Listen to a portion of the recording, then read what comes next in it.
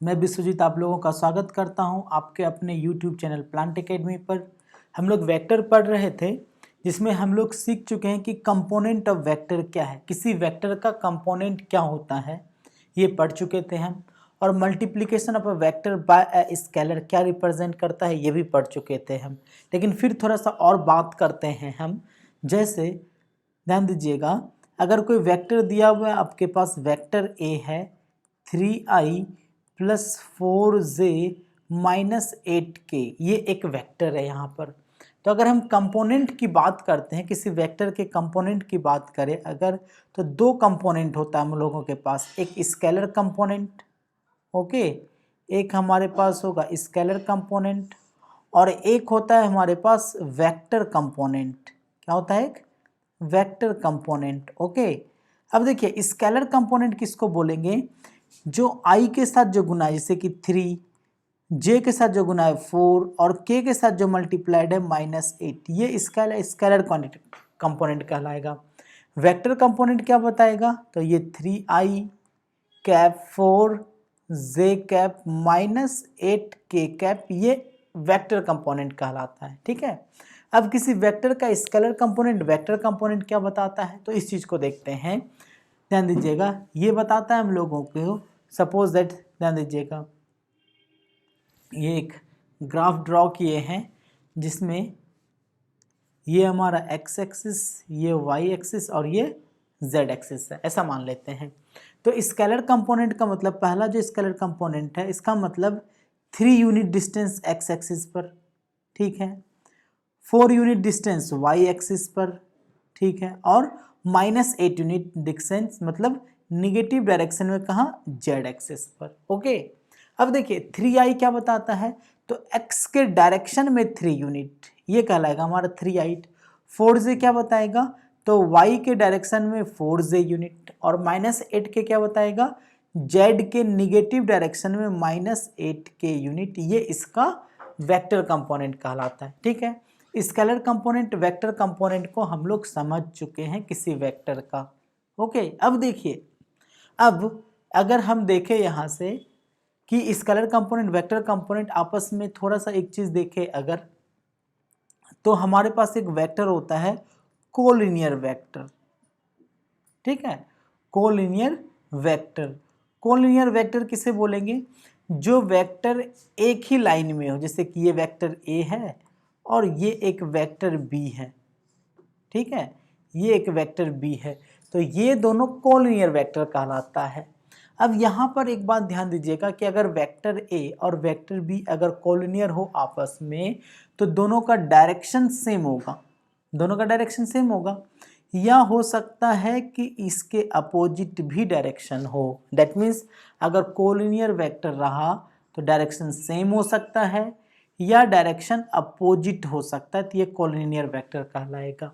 एक बात और ध्यान दीजिएगा, कोलिनियर वेक्टर आपस में कनेक्टेड होता है, वेक्टर ए और वेक्टर बी आपस में रिलेटेड है। इस चीज़ को समझने के लिए हम लोगों को यहाँ पर समझना पड़ेगा multiplication of vector by a scalar. Suppose that आपके पास है एक वेक्टर ए, ठीक है। अब देखिए वेक्टर ए है ये, अगर हम 5 वेक्टर ए निकालें, मतलब ए के डायरेक्शन का ही वेक्टर होगा लेकिन इससे 5 गुना बड़ा, तो हो सकता है कि ये वेक्टर, ये जो वेक्टर है ये हो जाएगा हमारा 5 वेक्टर ए। कहाँ से कहाँ? तो यहाँ से यहाँ तक ये 5 वेक्टर ए कहलाएगा, ठीक है, कोई प्रॉब्लम नहीं है। फिर देखिए ध्यान दीजिएगा, अगर इस डायरेक्शन का ये वेक्टर ए है तो इससे 5 टाइम्स ग्रेटर ये कहलाएगा हमारा 5 वेक्टर ए। अगर यहाँ पर वेक्टर ए को देखें, 5 वेक्टर ए को देखें, तो दोनों एक ही लाइन में है ना। दैट मीन्स ये क्या है? एक ही लाइन में है, ये लीनियर है, ठीक है। तो ये दोनों वेक्टर क्या कहलाएगा? ये दोनों ही वेक्टर कहलाएगा हमारा कोलिनियर। और जब कोई दो वेक्टर कोलिनियर हो आपस में, तो देखिए ध्यान दीजिएगा, अगर ये दोनों वेक्टर आपस में कोलिनियर है, सपोज दैट ये वेक्टर ए है और ये एक वेक्टर है बी, ये एक वेक्टर है बी, तो दोनों कहीं ना कहीं आपस में इक्वल होगा। जैसे वेक्टर ए और 5 वेक्टर ए कैसे बराबर होगा? तो vector A equals to 5 vector A में अगर 5 से डिवाइड कर दें तो ये वेक्टर आपस में इक्वल हो जाएगा। या इस वेक्टर में, जैसे वेक्टर ए है और यह दूसरा है 5 वेक्टर ए, अगर इसमें 5 से मल्टीप्लाई कर दे तो भी दोनों वेक्टर बराबर होगा। इसका मतलब क्या होगा कि अगर वेक्टर ए वेक्टर बी आपस में कोलिनियर है, ठीक है, तो ये निश्चित है कि कहीं ना कहीं ये दोनों आपस में क्या होगा, रिलेटेड होगा। तो कैसे रिलेटेड होगा, तो vector A equals to lambda vector B. That means अगर कोई दो वेक्टर कोलिनियर हो तो उसमें किसी कांस्टेंट से मल्टीप्लाई करके या डिवाइड करके उस दोनों को आपस में इक्वल किया जा सकता है, ठीक है। तो एक रिलेशन में बन जाता है कि अगर vector A equals to lambda vector B है तो वेक्टर ए और वेक्टर बी क्या होगा, आपस में कोलिनियर रहा होगा। तब यहाँ पर हम लोग लिख सकते हैं कि if vector A and vector B are collinear, ठीक है, अगर ये दोनों वेक्टर आपस में कोलिनियर है तो क्या होगा यहाँ पर, तब हम लोग लिख सकते हैं कि वेक्टर ए बराबर हो जाएगा लेमडा वेक्टर बी, ऐसा हो सकता है। आगे एक बात और देखें, अगर वेक्टर ए हमारा a1i plus b1j plus c1k है और वेक्टर बी हमारा a2i प्लस b2j अब प्लस c2k है, ठीक है। अब यहाँ से देखें, सिंस वेक्टर ए बराबर लेमडा वेक्टर बी है, तो वेक्टर ए बराबर लेमडा वेक्टर बी है तो क्या होगा, वेक्टर ए को क्या लिखेंगे, a1i प्लस b1j अब प्लस c1k, ऐसा लिखेंगे। लेमडा इंटू वेक्टर बी, जब इसमें लेमडा मल्टीप्लाई कर देंगे तो क्या हो जाएगा, lambda a2i plus lambda b2j plus lambda c2k, ऐसा होगा। अब देखिए, अगर दो वेक्टर आपस में बराबर हो, याद रखिएगा हमेशा, अगर दो वेक्टर आपस में बराबर हो तो i का कॉफिशिएंट और यहाँ पर i का कॉफिशिएंट दोनों आपस में इक्वल होगा, ठीक है। इसका मतलब क्या हो गया, i j k का कॉफिशिएंट क्या होगा, आपस में इक्वल होगा। तो याद रखिएगा, if two vectors are equal, if two vectors are equal then their scalar component are equal. अभी देखे थे कि स्केलर कंपोनेंट क्या होगा, तो अगर दो वेक्टर आपस में इक्वल हो तो their scalar component are equal, ये याद रखना है। तो देयरफॉर यहाँ पर क्या हो जाएगा, a1 हो जाएगा लेमडा a2 के बराबर, फिर b1 क्या हो जाएगा, लेमडा b2 के बराबर, और c1 क्या हो जाएगा, लेमडा c3 के बराबर। क्यों, क्योंकि हम लोगों को पता है कि if two vectors are equal, ठीक है। चलिए लिख दे रहे हैं हम लोग इसे ताकि आप ध्यान में रख सके, ध्यान रखिएगा।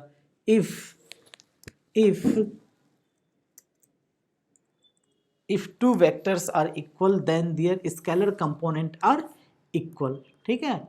if two vector are equal then their scalar component, ठीक है, आर इक्वल। इस चीज़ को हमेशा ध्यान रखिएगा, इसी पर यहाँ पर वर्क किए हैं कि ये दोनों वेक्टर आपस में क्या था, ये वेक्टर और ये वेक्टर आपस में इक्वल, इसलिए इसका स्केलर कंपोनेंट इक्वल है। देयरफॉर यहाँ से लेमडा बराबर क्या हो जाएगा, a1/a2, यहाँ से लेमडा बराबर क्या हो जाएगा, b1/b2, तो यहाँ से लेमडा बराबर क्या हो जाएगा, c1/c2। अब देखिए यहाँ से हम लोगों के पास क्या आ चुका है कि कॉफिशिएंट ऑफ स्केलर कंपोनेंट भी इक्वल हो जा रहा है। दैट मीन्स अगर दो वेक्टर कंपोनेंट हो, दो वेक्टर कोलिनियर हो, या तो वेक्टर ए बराबर लेमडा वेक्टर बी होगा, या ये भी बोल सकते हैं कि the scalar component of vector A and vector B are equal. तो हम लोग क्या बोल सकते हैं यहाँ से कि if vector A and vector B are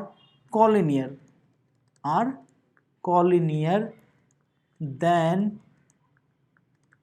दियर क्या होगा, then their scalar component are proportional, then their scalar component are proportional. उसके स्केलर कंपोनेंट क्या होगा, प्रोपोर्शनल होगा, या फिर वेक्टर ए बराबर क्या होगा, लेमडा वेक्टर बी होगा। ये दो बातें ध्यान में रखिएगा, ठीक है। That is vector A equals to lambda vector B और a1/a2 बराबर b1/b2 बराबर c1/c2 होगा। ठीक है, चलिए कोई प्रॉब्लम नहीं है। अब देखिए फिर एक बात और ध्यान दीजिएगा कि अगर ये एक वेक्टर b है, a है, और ये एक वेक्टर b है, तो निश्चित है कि वेक्टर a बराबर होगा लैम्डा वेक्टर b, अगर ये कॉलिनियर है तो। और बात ध्यान दीजिएगा कि अगर ये वेक्टर a है, ये वेक्टर b है, अगर किसी वेक्टर को पैरेलली शिफ्ट करें, जैसे कि ये वेक्टर यहाँ लेकर आ जाते हैं पैरेलल में, तो ये वेक्टर b ही रहेगा। ये पैरेलल में यहाँ लेकर आ जाते तो भी वेक्टर क्या होगा, b ही रहेगा। फिर पैरेलल में यहाँ लेकर आ जाते हैं, फिर भी वेक्टर b ही होगा। फिर पैरेलली अगर इसको यहाँ लेकर आ जाए तो भी वेक्टर b ही रहेगा। दैट मीन्स अगर ये इस वेक्टर को उठा करके यहाँ लेके आ जाए तो यहाँ पर क्या हो जा रहा है कि vector a parallel to vector b हो जा रहा है। यहाँ क्या हो जा रहा है, vector a parallel to vector b हो जा रहा है। दैट मीन्स जो कंसेप्ट हमारा कोलिनियर के लिए काम करेगा वही कंसेप्ट हमारा पैरेलल के लिए भी काम करेगा। ऐसा बोल सकते हैं कि that is if vector a parallel to vector b है तो this implies that vector a बराबर भी लैम्डा वेक्टर b लिखा जा सकता है, या फिर a1/a2 बराबर b1/b2 बराबर c1/c2 भी लिखा जा सकता है। दैट मीन्स ये कंसेप्ट कहाँ काम करेगा, अगर दो वेक्टर पैरेलल हो तो भी वेक्टर a बराबर लैम्डा वेक्टर b होगा और उसके स्केलर कंपोनेंट प्रोपोर्शनल होगा। और दूसरा, अगर वेक्टर a और वेक्टर b आपस में क्या हो, कोलिनियर हो, तब भी स्केलर कंपोनेंट प्रोपोर्शनल होगा और वेक्टर a बराबर लैम्डा वेक्टर b भी होगा। इस बात को हमेशा ध्यान में रखिएगा। ठीक है, चलिए कोई प्रॉब्लम नहीं है। तो आज आप समझ चुके होंगे कंपोनेंट ऑफ वेक्टर क्या है, multiplication of vector by scalar क्या रिप्रेजेंट करता है, कि वेक्टर a से अगर लैम्डा वेक्टर b बन जाता है तो क्या क्या हमारे पास इसके लिए सोचा जा सकता है या क्या क्या कंडीशंस है। ठीक है, चलिए फिर आगे देखते हैं। और भी जब क्वेश्चंस बनाएंगे तो सारा कुछ क्लियर हो जाएगा, टेंशन मत लीजिए, सारा क्लियर हो जाएगा जब हम लोग क्वेश्चंस को सॉल्व करेंगे। अब देखिए वेक्टर ज्वाइनिंग 2 पॉइंट्स, ठीक है, वेक्टर ज्वाइनिंग 2 पॉइंट्स कि दो वेक्टर को ज्वाइनिंग 2 पॉइंट्स को ज्वाइन करेंगे तो वेक्टर क्या होगा। इस चीज़ को समझने के लिए एक और थोड़ा सा हम लोग बात करते हैं पोजीशन वेक्टर की। ध्यान दीजिएगा, हम लोग बात कर रहे हैं थोड़ा सा पोजीशन वेक्टर का। ध्यान दीजिएगा, पोजीशन वेक्टर क्या होता था, तो हम पिछले क्लास में भी बताए थे कि पोजीशन वेक्टर क्या होता है। हम बताए थे ना कि अगर किसी वेक्टर को सपोज दैट ये हमारा एक्स एक्सिस, ये वाई एक्सिस और ये जेड एक्सिस है, अगर ये पॉइंट है यहाँ पर x1 y1 z1, ठीक है, अगर कोई वेक्टर बनाया जाए ज्वाइनिंग द पॉइंट, अगर कोई वेक्टर बनाया जाए joining the point and its origin, यहाँ से यहाँ अगर ये वेक्टर बनाते हैं, ये है पॉइंट, ये वेक्टर बनाते हैं, तो इस पॉइंट P का जो पोजीशन वेक्टर कहलाएगा वो क्या कहलाएगा, x1i plus y1j plus z1k। ठीक है, that means the position vector of a point is a vector किसका किसका, joining the origin to the point, है ना। तो हम बोल सकते हैं यहाँ पर position vector of a point, position vector of a point is a vector joining the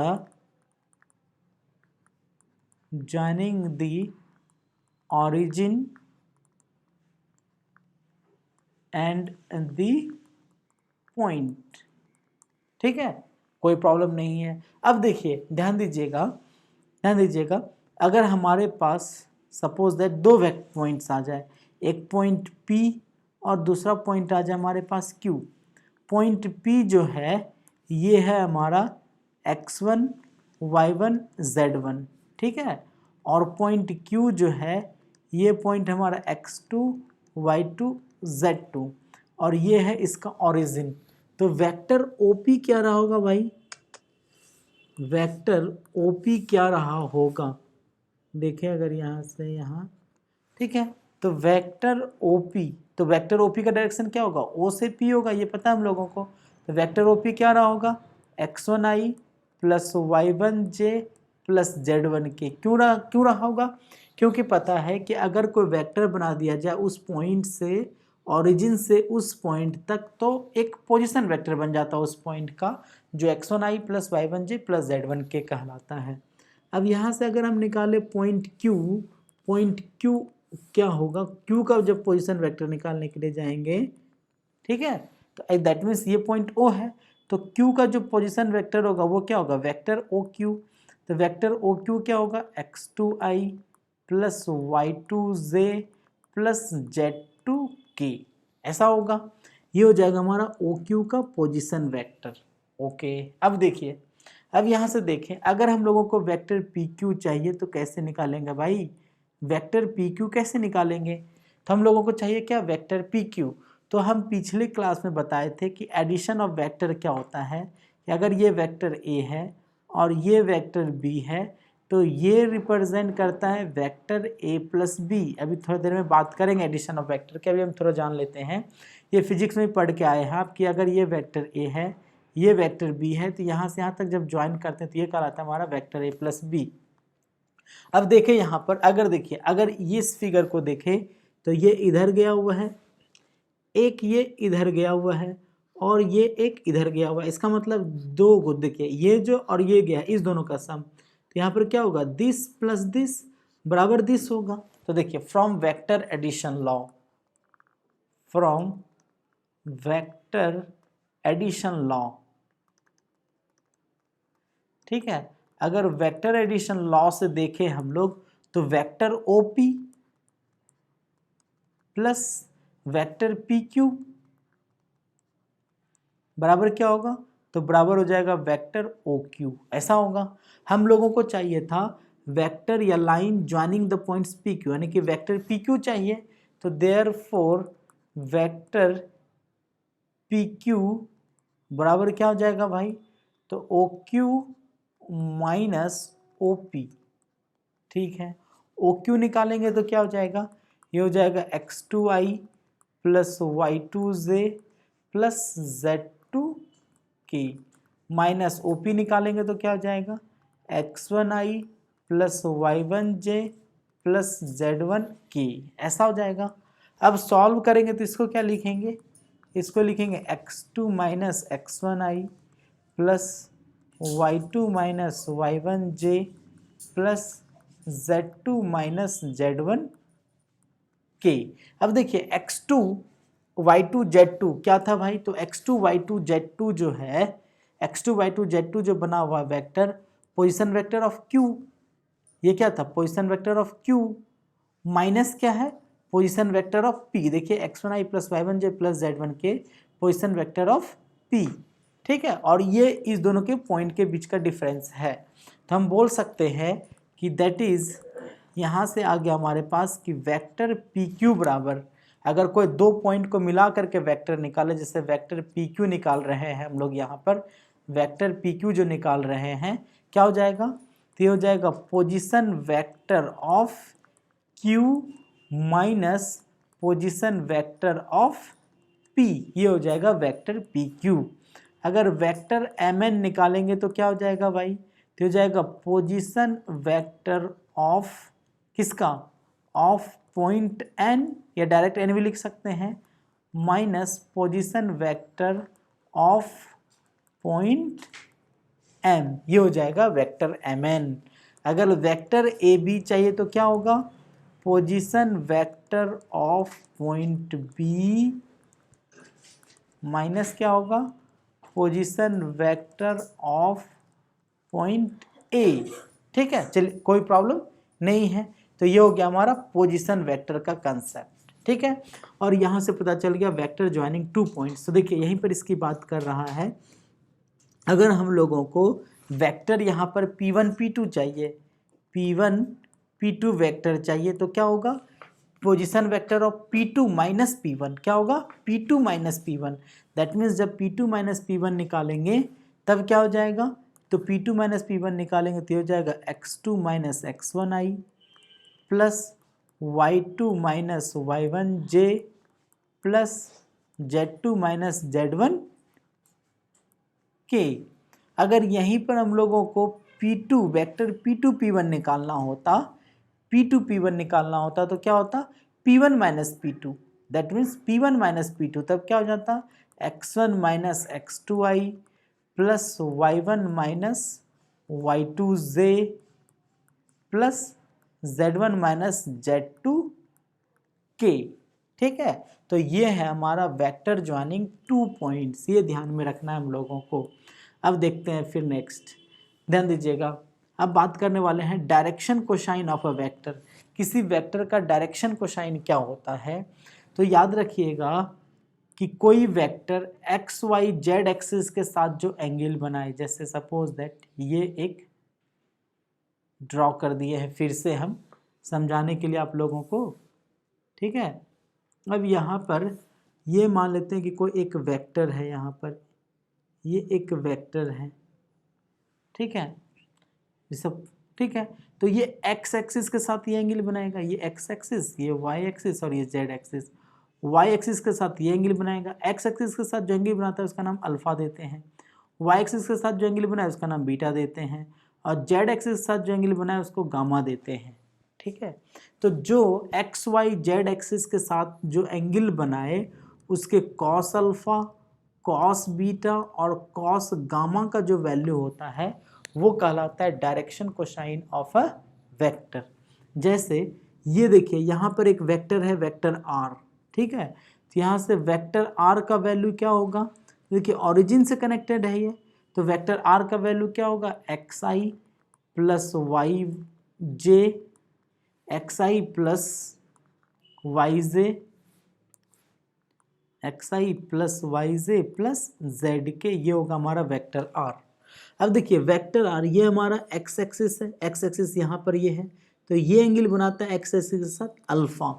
तो इसका जो डायरेक्शन कोसाइन है, तो एक्स एक्सिस के साथ जो एंगल बनाए उसके कॉस को वैल्यू को रिप्रेजेंट करते हैं एल से, कॉस अल्फा। कॉस अल्फा का वैल्यू हो जाता है, अगर एक्स एक्सिस के साथ एंगल बना रहा है तो x by mod of r, तो x by mod of r का वैल्यू क्या हो जाएगा, root under x square plus Y square plus Z square. Okay, फिर देखिए वाई एक्सिस के साथ जो एंगल बना रहा है ये एंगल ये कहलाता है बीटा, और जो बीटा कॉस के साथ जो एंगल बनाए, सॉरी वाई एक्सिस के साथ जो एंगल बनाए उसके कॉस के वैल्यू को दिखाते हैं हम लोग एम से, तो एम बराबर क्या हो जाएगा, कॉस बीटा। तो कॉस बीटा जब निकालेंगे तो क्या हो जाएगा, वाई एक्सिस के साथ वाला एंगल होता है, तो ये वाई बाय हो जाता है मॉड आर, तो वाई बाय मॉड आर को क्या लिखेंगे, root under x square plus Y square plus Z square. फिर होता है एन, एन क्या होता है, जेड एक्सिस के साथ जो एंगल बनाए उसको हम लोग बोलते हैं गामा। ठीक है, उसे हम लोग रिप्रेजेंट करते हैं एन से, और कॉस गामा का जो वैल्यू हो जाता है वो होगा आपका, जेड एक्सिस के साथ जो कोफिशिएंट है वो क्या है, जेड है, तो जेड बाई मॉड आर, तो कितना हो जाएगा जल्दी से बताइए, तो z by root under x square plus Y square plus Z square, ऐसा हो जाएगा। अब यहाँ पर देखें तो सिंस एक चीज़ और देख सकते हैं कि L square plus M square plus N square, तो एल स्क्वायर करेंगे तो क्या होगा, एक्स स्क्वायर बाय दिस होगा ना, वाई स्क्वायर बाय दिस, यानी कितना हो जाएगा, X square by X square plus Y square plus Z square. M square क्या हो जाएगा, Y square by X square plus Y square plus Z square. N square क्या हो जाएगा, Z square by X square plus Y square plus Z square. सबको solve कर तो इसका वैल्यू क्या हो जाता है, 1। इसका मतलब sum of direction cosine of a vector is 1, याद रखिएगा, l square plus M square plus N square is equals to 1। Sum of direction cosine of a vector is always 1, याद रखिएगा, sum of direction cosine of a vector is always 1। एक बात और ध्यान दीजिएगा, अगर ये वेक्टर हमारे पास मान लेते हैं कि ये वेक्टर r था, ये हमारा वेक्टर r था, ध्यान दीजिएगा वेक्टर r क्या हो गया भाई, तो वेक्टर r हो गया xi प्लस वाई जे प्लस जेड के, xi प्लस वाई जे प्लस जेड के, ये वेक्टर आर हो चुका है। और हम सिखा चुके हैं कि यूनिट वेक्टर आर क्या होगा, तो vector R by mod of vector R ये होगा यूनिट वेक्टर आर। तो वेक्टर आर कितना हो जाएगा, xi plus yj plus Z K, और मॉड ऑफ आर क्या हो जाएगा, तो root under x square plus Y square plus Z square. इसको अलग अलग कर देंगे तो क्या हो जाएगा, x by root under x square plus Y square plus Z square i. फिर क्या हो जाएगा, plus y by root under x square plus Y square plus Z square j. फिर क्या हो जाएगा, plus z by root under x square plus Y square plus Z square k, ऐसा हो जाएगा। अब यहाँ पर देखें तो x बाई दिस को हम लोग क्या बोलते थे, L i, plus y by को क्या बोलते थे, m, और n बाई को क्या बोलते थे, n। तो l i plus m j plus n k, that means vector unit vector r क्या हो गया, l i plus m j plus n k. तो vector formed by using the direction cosine as its scalar component is unit vector, ऐसा बोल सकते हैं। तो simply लिख सकते हैं vector formed bye direction cosine of a vector, vector formed bye direction cosine of a vector is always unit vector. याद रखिएगा, इज ऑलवेज यूनिट वेक्टर, हमेशा ये एक यूनिट वेक्टर को रिप्रेजेंट करता है। ठीक है, तो अब आप समझ पा रहे हैं कि direction cosine of a vector क्या होता है। तो सो सिंपल, कोई प्रॉब्लम नहीं है कि एक्स वाई जेड एक्सिस के साथ जो एंगल बनाता है, कोई vector X Y Z axis के साथ जो एंगल बनाता है उसके कॉस अल्फा, कॉस बीटा और कॉस गामा को हम लोग बोलते हैं डायरेक्शन कोसाइन, जहाँ पर कि कॉस अल्फा को एल बोलते हैं और इसका value X by mod of R हो जाएगा, कॉस बीटा को एम बोलते हैं वो Y by mod of R हो जाएगा, कॉस गामा को एन बोलते हैं Z by mod of R हो जाएगा। और एक बात याद रखना है कि L square plus M square plus N square का वैल्यू 1 होता है। एक बात और याद रखना है कि अगर डायरेक्शन कोसाइन से वेक्टर बनाते हैं तो वो हमेशा उस डायरेक्शन का यूनिट वेक्टर होता है। ठीक है, चलिए कोई प्रॉब्लम नहीं है। अब बात करते हैं थोड़ा सा एडिशन ऑफ वेक्टर की। तो देखिए, अभी जस्ट थोड़ी देर पहले देखे थे कि अगर ये एक वेक्टर ए हो, इसका टेल यहाँ से स्टार्ट होना चाहिए। अगर ये वेक्टर बी हो तो ये यहाँ से यहाँ तक जो वेक्टर होता है वो वेक्टर होता है हमारा ए प्लस बी। इसी को बोलते हैं हम लोग एडिशन ऑफ वेक्टर, यानी कि वेक्टर ए प्लस वेक्टर बी बराबर क्या हो जा रहा है, वेक्टर ए प्लस बी। इसे रिप्रेजेंट करते हैं वेक्टर ए प्लस बी से। अगर नेमिंग देखें तो अगर ये ए है, ये बी है, ये सी है, तो हम बोल सकते हैं कि vector A B plus vector B C बराबर क्या हो जाएगा, वेक्टर ए सी। क्योंकि ए से सी का डायरेक्शन है इसलिए हम लोगों को वेक्टर ए सी लिखना होगा। ठीक है, अगर आप देखें आप ऐसा भी कर सकते हैं vector A B plus vector B C. अब ए सी की जगह अगर सी ए लिख देंगे तो ये माइनस करना पड़ेगा, माइनस सी ए। ठीक है, अब ये माइनस आएगा इधर क्या बन जाएगा, a B plus b c plus c a बराबर 0। इसका मतलब वेक्टोरियली सम, अगर किसी ट्रायंगल का वेक्टोरियली सम करें a B plus b c plus c a, तो a B plus b c plus c a, याद रखिएगा इस क्रम में a B plus b c plus c a, तो इसका वैल्यू क्या होगा, 0 होगा। ठीक है, समझ पा रहे होंगे वेक्टर एडिशन लॉ क्या है। अब एक बात और याद रखिए कि अगर वेक्टर ए प्लस वेक्टर बी है तो बराबर होता है vector B plus vector A. ये प्रॉपर्टी है कुछ, ये तो आप लोगों को आता ही होगा, फिर भी हम बता दे रहे हैं। जैसे वेक्टर ए plus vector B plus c लिखा हुआ है तो आप इसको ऐसा भी लिख सकते हैं वेक्टर ए plus B plus vector C, ऐसा भी लिखा जा सकता है। ठीक है, अब देखिएगा अभी क्या देखें हम लोग कि अगर ये वेक्टर ए है और ये वेक्टर बी है तो ये वेक्टर क्या हो जाता है भाई, तो ये हो जाता है हमारा वेक्टर ए प्लस वेक्टर बी। ठीक है, अब देखिए, अब पढ़े थे कि वेक्टर को पैरेलली शिफ्ट करने से, जैसे ये वेक्टर बी है, इस वेक्टर को पैरेलली यहाँ भी ला देंगे तो वेक्टर में कोई चेंजिंग नहीं आता, ये वेक्टर बी ही रहेगा। अब ये वेक्टर बी है, इसको पैरेलली हम यहाँ पर ला सकते हैं तो ये भी क्या बन जाएगा, वेक्टर बी। तो अब इस फिगर को देखें तो ये वेक्टर ए अगर ये वेक्टर बी है, ठीक है, तो यहाँ से एक कंपोनेंट आता है जो बन जाता है हमारा वेक्टर ए प्लस वेक्टर बी। ये भी बात याद रखिएगा, इसे हम लोग पैरेललोग्राम लॉ भी बोलते हैं। दैट मीन्स अगर हम लोग एक पैरेललोग्राम को फॉर्मेशन कर दें, जैसे सपोज दैट एक पैरेललोग्राम बना रहे हैं, जैसे अच्छा ध्यान दीजिएगा,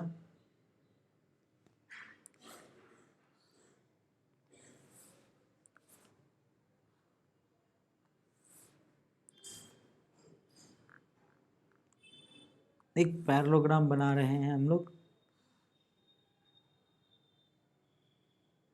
ठीक है, ये ऐसा है, ओके। तब क्या होगा, तब क्या होगा हमारे पास,